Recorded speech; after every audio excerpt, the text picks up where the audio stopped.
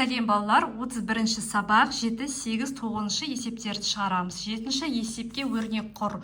Бір жолдың ұзындығы 36 метр, екінші жол 6 есе кем, екі жолдың ұзындығы қанша? Мінекей, бірінші жол 36 метр, екінші жол сұрақ белгісін қоямыз, және бірінші жолдан 6 есе кем. Және барлығын табуымыз керек. Барлығы белгісіз. Барлығын табу үшін алдымен біз екінші жолдың ұзындығын табуымыз керек. 6 есе кем десе, демек 36-ны 2-ге бөлеміз. Бірінші 6-ға бөлеміз. 36-ны 6-ға бөлеміз, 6 шығады. 6 бұл екінші жолдың ұзындығы. Енді барлығын табу үшін 6 менен 36-ны қосамыз. 36 қосу 6 метр тең 42 метр. Бұл барлық жолдың ұзындығы. Жауабы екінші жолдың ұзындығы 6 метр, барлығы 42 метр. 7-шінің асы осылай шығарылады. Келесі автобуста 8 бала келе жатыр. Бұл ересектерге қарағанда 5 есе кем. Автобуста барлық қанша жолаушы бар? Мінекей, балалар 8, ересектер белгісіз. Және ол балалар ересектерге қарағанда 5 есе кем. Және барлығы белгісіз. Барлығы табу үшін алдымен біз ересектер табуымыз керек. 5 есе кемсе, демек 8-ді 5-ге көбейтеміз. 8-ді 5-ге көбейтеміз. Бірінші ол 40 шығады. Бұл ересектердің саны. Екінші барлығын табу үшін осы балалар мен ересектер санын қосамыз. Яғни 40-қа 8-ді қосамыз. Сол кезде 48 шығады. Бұл барлығы. Жауабы ересектер 40, және барлығы 48 жолаушы. 7-ші есептің әсін осылай шығарамыз. Сонда 7-ші есептің асы, әсі осылай шығарылады.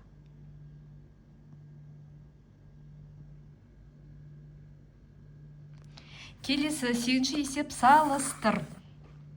Мінекей, 6-ны 4-ге көбейтеміз, және 4 пен 6-ны салыстырсақ, екеуін есептемей-ақ тең екенін білуге болады. Келесі 36 бөлу 6, және 2 көбейту 5. 36-ны 6-ға бөлсек 6 шығады, 2-ні 5-ге көбейтсек 10 шығады. Сонда бізде 10 үлкен, өрнектің мына жағы үлкен болады. Келесі 24 бөлу 6, және 16 бөлу 2. 24-ті 6-ға бөлсек 4, 16-ны 2-ге бөлсек 8. Демек, мынау 8 үлкен. А бөлу Б, және А көбейту Б. Бұл жерде қандайда ол орнына бір санды қойсақ, әрине бөлгенге қарағанда көбейтуде үлкен сан шығады, сондықтан өрнектің мына жағы үлкен болады. Келесі А көбейту Б қосу 5, және А көбейту Б қосу 50. Екеуіне қандай сан қойсақ та, мына бізде 50 деген жағы үлкен болып тұр, демек өрнектің мына жағы үлкен болады. Және келесі А көбейту Б қосу 15, және А бөлу Б. Әрине мынақты көбейту, оған тағы да 15 деген сан қосақ, өрнектің мына жағы үлкен болады. Демек 8-ші есепті осылай шығарамыз.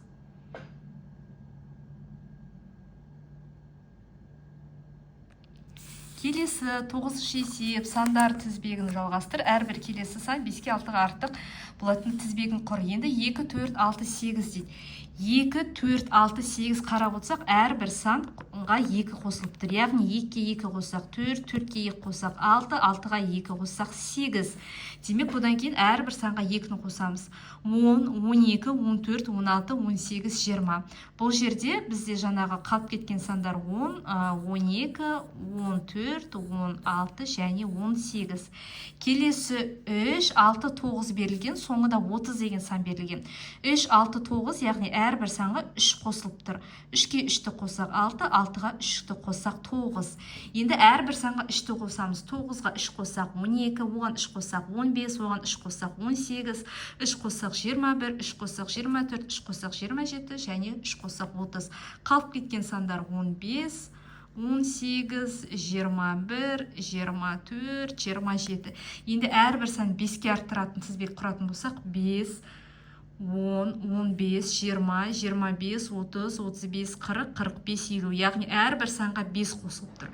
Және 6-ға артық болатындай десек, 6-тан бастап 6-ны қосамыз. 6, 12, 18, 24, 30, 36, 42, 48, 54, және 60. Бұл жерде де әрбір санға қосу 6. 6 қосылып тұр.